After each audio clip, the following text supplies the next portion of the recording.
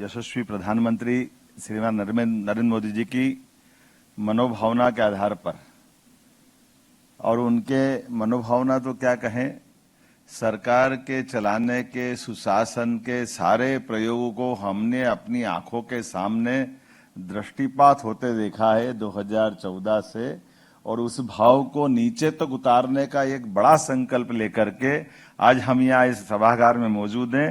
आज इस कार्यक्रम के लिए हमारे बीच हमारे अभिभावक के नाते से हमारी इस व्यवस्थाओं को, सरकार की सारी व्यवस्थाओं को आपके माध्यम से हम सुशासन के लिए नीचे जाने जाते हैं। माननीय महामहिम श्रीमान मंगू भाई पटेल साहब के मैं आपका स्वागत करता हूं, अभिनंदन करता हूं आज के इस कार्यक्रम के लिए। वाकई ये आज अद्भुत क्षण है।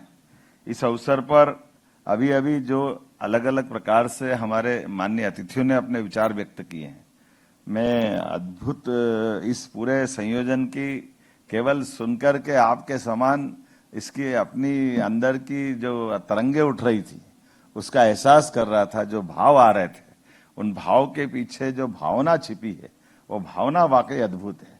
मैं इस अवसर पर आपकी इस पूरी भावना के लिए हमारे डॉक्टर प्रोफेसर के राधाकृष्णन जी, जो आपने बात रखी है भगवत गीता के माध्यम से, कितना सुखद संयोग है। 5000 साल पहले भगवान मध्य प्रदेश की धरती पर आकर के यहाँ शिक्षा दीक्षा ग्रहण करके कर्मवाद की जो शिक्षा उन्हें दी है, आज वो हमारे बीच पुनः ऐसा लग रहा है कि उनकी आत्मा हमारे बीच आ गई भगवान कृष्ण की, जिसके भाव के लिए हम यहाँ मौजूद हैं। उस गीता के 18 अध्याय के एक एक श्लोक के माध्यम से हम सब उसकी तरफ समझने के लिए जा रहे हैं। और हम केवल नहीं जा रहे हैं, ये पूरा देश, और देश तो क्या अब दुनिया उस तरफ देख रही है, जिसके अब आधार पर हमारे भारतीय दर्शन की दुनिया में एक विशेष साख रही है। मैं आपका अभिनंदन करता हूं मध्य प्रदेश सरकार की ओर से। हमारे प्रोफेसर बाला सुब्रमण्यम जी, जो आप मिशन कर्मयोगी से भी जुड़े हुए हैं, मैं आपका भी अभिनंदन करता हूं। और आपने कितनी सुंदर बात कही कि ये भाषाओं की भाषा को तो वास्तव में गुलदस्ता है हमारे लिए। भाषाओं से तो भारत की भाषा नहीं है, ये भूषण है, आभूषण है जिस दुनिया को जानने समझने के लिए। और भाषा से तो और आगे बढ़ता है। हमारे यहाँ भाषा भी है, बोलियां भी है हमारी। जब इसके नीचे तक जाते हैं तो मनोभावना भी है, मूक भाषा भी है। कोई एक बात तो है नहीं भारतीय संस्कृति की। लेकिन ये सच्चे अर्थों में आज इस पूरे आयोजन के लिए हमारे बीच माननीय हमारे शिक्षा मंत्री, मैं आपको बधाई देना चाहूंगा इंदर सिंह जी परमार को। हमारा विभाग मैं जब छोड़ के आया उससे और आगे ले जा रहे हैं माननीय इंदर सिंह जी, आपका भी अभिनंदन कर रहा हूं, आपका स्वागत कर रहा हूं। मैं आपने अपनी बात हमारे बीच में रखी है, आपका अभिनंदन करता हूं। हमारे बीच जेएनयू की माननीय, हम तो अब कुलगुरु बोलते हैं, हम आपको कुलपति के नाते से बोल दें थोड़ा अपराध होगा, लेकिन ये हमने हमारी परंपरा बनाई कि हमारे विश्वविद्यालय के कुलपतियों का नाम कुलगुरु करें। और कुलगुरु को हमने संबोधित किया, माननीय महामहिम का आशीर्वाद हमको मिला। हमने सभी सरकारी और प्राइवेट जितने भी विश्वविद्यालय सबको कुलगुरु से सम्मानित किया है।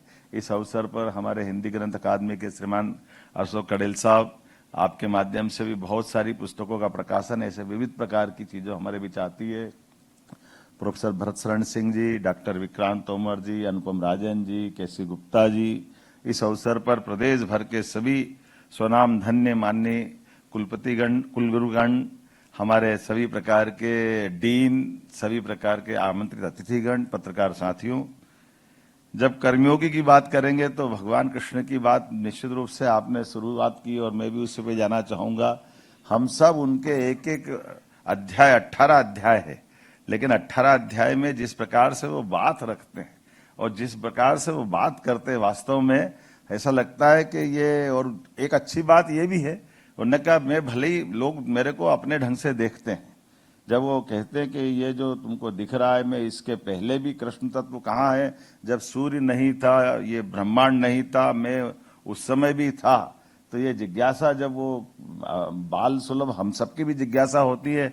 भगवान कृष्ण तो अभी तो कल की तो बात है, जब वो वसुदेव देवकी जी के आंगन से सुधानंदन बनते हुए दुनिया देख रही थी, तो उनको लगा कि ये कौन सी दुनिया में पहुंचा दी है, कहाँ की बात कर रहे हो, ये सूर्य चंद्र के पहले आप कैसे हो गए।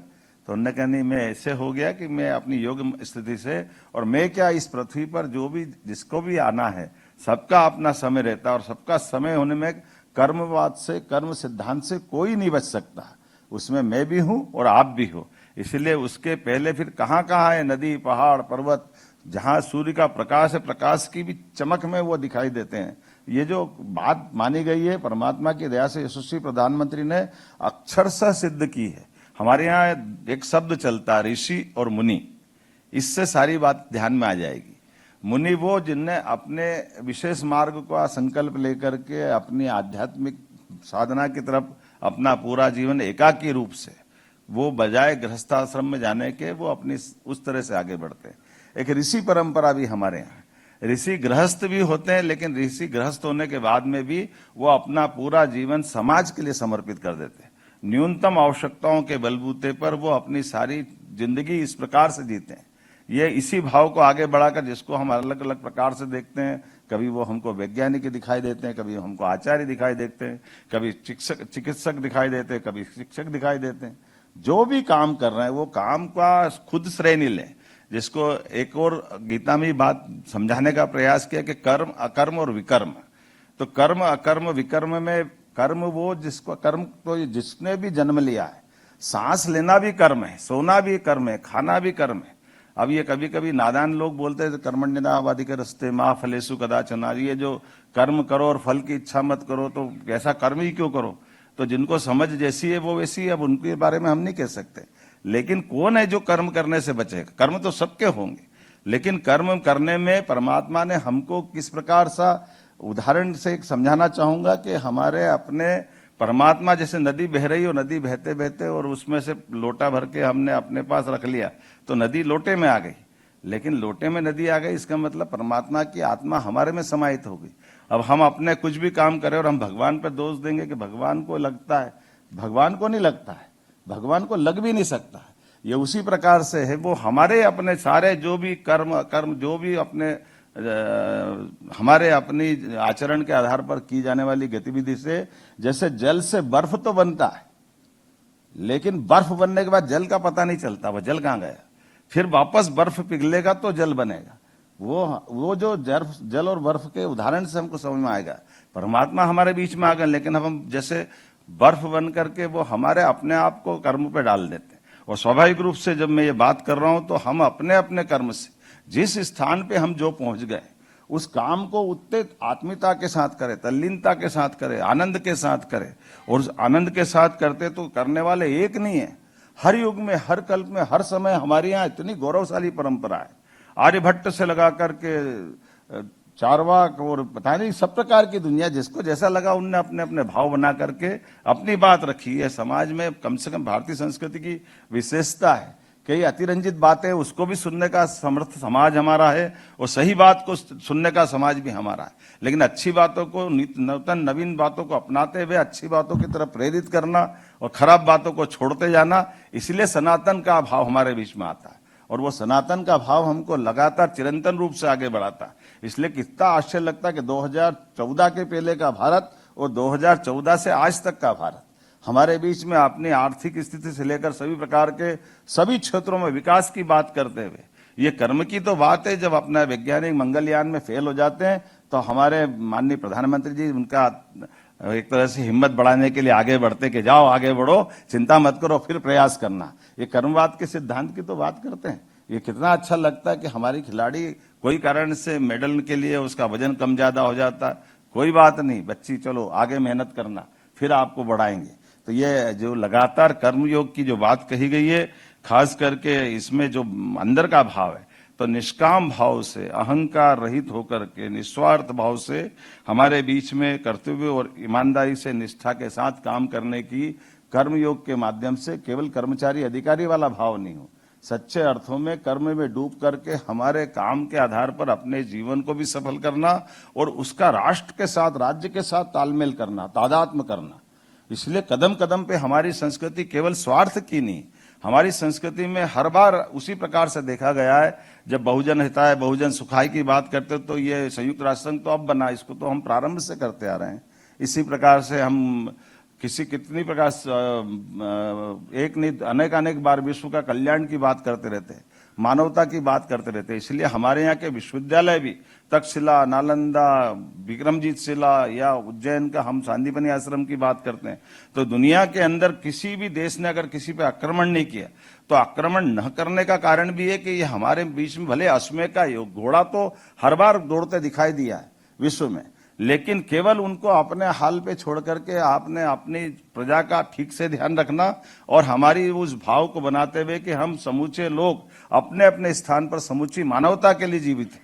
इसलिए प्रकृति के साथ यत पिंडे तत् ब्रह्मांडे उस भाव को लेके चलने वाले कि परमात्मा ने ये पृथ्वी नहीं, हम तो ब्रह्मांड की भी सम्मान के साथ निगाह से देखने वाली दृष्टि की अपेक्षा रखते हैं। तो मैं उम्मीद करता हूं आज के इस अवसर पर जब ये इतना अच्छा हमारा सेशन चल रहा है और इसमें मैं धन्यवाद देना चाहूंगा। मध्य प्रदेश को लीड लेने की बात कही तो हमने कहा ही है कि हम तो कान्हा को लेके चलने वाले लोग हैं, तो हम उनको कैसे भूल सकते हैं जब उनने बीज मंत्र यहां से दिया है। उसी भाव को तो बढ़ाने की जरूरत है। तो मैं मान के चलता हूं कि इसके लिए भी मिशन कर्मयोगी के लिए एक राष्ट्रीय स्तर पर आप कुछ विद्वान दे देना, हम एक कमेटी बनाने की घोषणा करते ताकि ठीक से इसका क्रियान्वयन किस प्रकार से हो, इस भाव को भी रखेंगे। और जैसा कि कहा गया, अभी हमारे उच्च शिक्षा मंत्री ने अपने मनोभावना व्यक्त की है कि हमारे राज्य के अंदर 2020 से हमने शिक्षा नीति लागू की है, लेकिन जो वर्तमान के दौर में जब भाषा की इस प्रकार की बातें आती है तो कोई बात नहीं, जिनको जैसी बात करना वो राजनीतिक दृष्टि से करते होंगे, लेकिन हमको तो राष्ट्र नीति के आधार पर भाव सोचते हैं। तो हमारे यहाँ पे राज्य के विद्यार्थियों के लिए भी केवल हिंदी में नहीं, तमिल, तेलुगु ऐसी राष्ट्रीय भाषा में भी पढ़ाने के लिए हम प्रेरित करेंगे। जो बच्चे इसमें जाएंगे उसको उस तरह से विशेष अंक दे करके उनको प्रोत्साहन देंगे। ये सब भाषाओं का गुलदस्ता हमारा है और ये भारत की भाषाएं, हमको इस पे गर्व होना चाहिए।